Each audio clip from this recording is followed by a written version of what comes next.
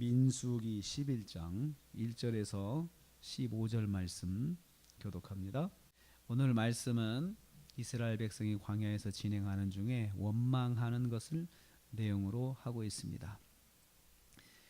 첫째로 보면요, 악한 말로 원망하였다라고 말씀합니다. 1절에서 3절 말씀입니다.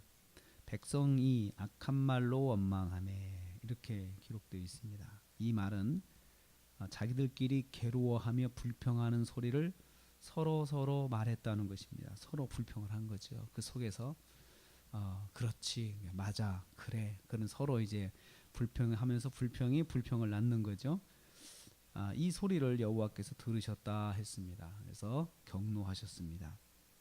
그래서 여호와의 불을 불평하는 백성들에게 내려서 징계하셨습니다. 큰 사건이죠. 사람들이 죽어나가는 거죠. 불에 타서. 백성들이 모세에게 다급하게 외쳤습니다. 우리를 좀 살려주세요. 하나님께 기도해서 우리를 좀 살려주세요 라고 다급하게 외친 거죠.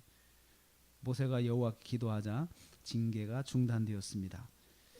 하나님은 백성들끼리 불평하는 소리를 들으신 것이 여기서 기억해야 할 말씀입니다. 백성들끼리 불평했어요. 자기들끼리 서로 불평이 자꾸 번지게 되는데, 그래서 하나님께 들으시고, 또 하나님께서 백성들이 우는 소리도 들으셨어요. 또 그래서 하나님께서 그들을 보시면서 기뻐하지 않으신 것을 볼 수 있습니다. 또 동시에 하나님은 모세가 기도하는 것도 들으셨습니다. 그래서 하나님은 우리가 평소에 하는 말이 불평의 말을 할 때 다 듣고 계신 것을 알 수 있어요. 그뿐만 아니고 모든 것을 다 듣고 계십니다. 우리의 말을 듣고 계시고, 우리끼리 한 말, 우리끼리 비밀인데 하고 한 말, 하나님이 다 들으신다는 것을 알 수 있습니다.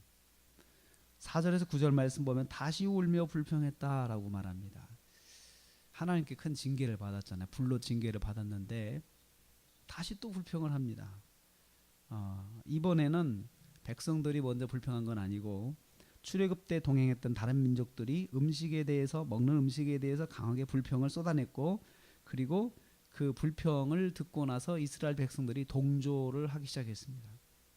만나를 먹고 사는 것이 지겹다는 거죠. 이제 만나 지겹다, 한 가지만 먹으니까 너무너무 지겹다라고 이제 불평을 하기 시작했는데, 다양한 야채와 고기를 먹고 싶다는 불평이었습니다. 만나 외에는 아무것도 먹지 못하니 힘이 없어 죽겠다는 불평입니다. 일부 사람들이 불평에 동화되어서 그 이스라엘 백성이 같이 울며 더 적극적으로 이제는 앞장서게 되죠. 그 사람들은 쏙 들어가고 이스라엘 백성들이 앞장서 가지고 그 불평에 동화가 돼 가지고 더 적극적으로, 급기야는 온 종족들이 하나님께서 매일 주시는 은혜에 대해서 불평하기 시작했습니다. 이게 뭐야? 라고 불평을 한 거죠. 맨날 이것만 먹어 라며 불평을 하기 시작한 거예요.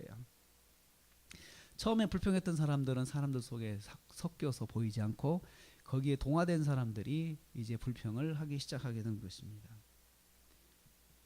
이미 원망으로 징계를 받고도 다시 또 원망합니다. 저는 이걸 보면서 원망은 습관이다 라는 생각을 합니다. 원망은 습관입니다. 모든 것들을 일단 불평하고 보는, 이건 습관입니다. 세 번째로 모세가 고통스러운 기도를 하나님께 드립니다. 이제 모세의 기도가 시작됩니다.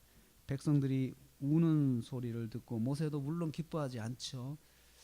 하나님의 뜻이 무엇인가를 아니까 저렇게 하면 안 되는데 하고 모세도 기뻐하지 않습니다. 그런데 백성들의 이러한 태도는 모세를 고통스럽게 하고 모세도 그만 이성을 잃고 맙니다. 물론 여기서 모세가 한 가지 좋은 점은 백성들과 함께 불평하는 소리를 하지 않고 하나님께 나갔다는 것이죠. 하나님께 나가서 자기 심정을 다 하나님 앞에 고백을 합니다. 하나님, 제가 아주 죽겠습니다. 하나님, 제가 이 백성들의 소리 때문에 아주 죽겠습니다. 그러면서 아주 그 심한 말을 하죠. 제가 제 자식입니까? 제 자식도 아니고 이 많은 백성을 왜 저한테 이렇게 다 감당하러 하셔가지고 제가 이렇게 이 소리를 들어야 합니까? 이 문제를 저는 감당할 수가 없고 더 들을 수가 없으니 차라리 저를 죽여주십시오. 그냥 그렇게 하나님께 아주 심하게 말을 합니다. 탄식하는 기도를 합니다. 시편에도 이런 탄식이 많이 기록되어 있습니다. 모세뿐만 아니고 다윗이 하나님 앞에 참 고통스러운 심정을 토로하는 것을 봅니다. 우리는 감정적인 감정을 가지고 있는 사람입니다. 그래서 하나님께서는 우리의 슬픔, 탄식 다 받아주십니다. 근데 중요한 것은 통로가 어디냐는 거죠. 그 통로를 사람을 대상으로 하면은 진짜 불평이 되고 하나님 앞에 하면은 기도가 됩니다. 그래서 우리는 모든 문제를 가지고 사람한테 말해서 그 사람이 듣고 또 동조해 주기를 바라는 마음으로 말을 하는데요. 그것은 아무 해결책도 되지 아니하고 오히려 큰 불평이 됩니다. 그래서 그 모든 문제를 하나님 앞에 가지고 나가야 됩니다. 그래서 하나님 앞에 가지고 나가서 탄식 기도를 하는 거죠. 탄식도 하나님 앞에 해야 됩니다. 그럼 하나님께서 이 모습을 보면 다 가만히 듣고 계세요. 하나님께서 가만히 듣고 계세요. 거기에 대해서 하나님께서 네가 어찌 그럴 수가 있냐, 너마저 그러면 어떻게 되냐, 이런 말씀 안 하시고 가만히 듣고 계십니다. 들어주시는 것이 위로죠. 그래서 모세가 괴로움을 솔직하게 하나님께 가지고 나가서 말하는 것을 우리 여기서 보게 됩니다. 자기 감정을 솔직하게 털어놓는 기도도 하나님이 받으신다는 것을 우리는 여기서 알 수 있습니다. 힘들고 괴로우면 하나님 앞에 말씀드리는 걸 우리는 하나님께서 받으시는 것을 여기서 볼 수 있습니다. 모세가 얼마나 고통스럽겠습니까? 그 순간 나가는 데마다 모세가 보이기만 하면 붙잡고 붙잡고 불평하는 백성들 때문에 아마 나가는 게 무서웠을 거예요. 그리고 모든 사람이 가는 데마다 자기를 원망하고 하나님을 원망하고 불평하고 하니 그 얼마나 눈이 따갑겠어요. 가는 데마다 자기가 정말 어디 마음 놓고 있을 수가 없었을 것 같아요. 그리고 천막에서 살잖아요. 그리고 또 이동 중에 있잖아요. 천막에서 옆집에서 천막에서 소리치면 다 들리잖아요. 다 들리고 한두 명도 아니고 모두가 그러니 얼마나 고통스럽겠습니까? 죽고 싶다는 심정이 이해는 됩니다. 하나님께서 받으시고 들으시고 또 하나님께서 가만히 잠잠히 들으시는 것을 보면서 위로의 하나님께서는 우리의 마음을 이해해 주시고 때로는 다그치지 아니하시고 그냥 그대로 받아주시는 걸 볼 수 있습니다. 그래서 우리도 그렇게 할 필요가 있습니다. 너무 절박하고 힘든 사람은 다그치지 말고 좀 들어줄 필요가 있습니다. 왜냐하면 하나님께서 나도 들어주시거든요. 나의 소리도 들어주시니 나도 다른 사람이 그렇게 말하면 다급하게 말하면 좀 들어주고 가만히 거기에 대해 평가하지 말고 또 하는 것도 필요합니다.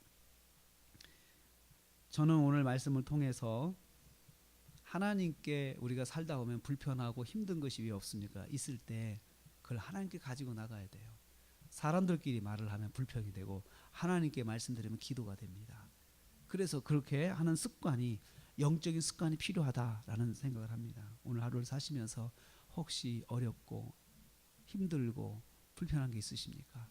그걸 사람에게 토하지 말고 하나님께 가지고 나가서 그냥 솔직하게 하나님께 꾸밈없이 말씀드리는 것도 하나님께서 들으십니다. 그렇게 해서 오늘 하루도 말을 잘 관리해서 승리하시는 저 여러분 되시기를 주님의 이름으로 축복합니다.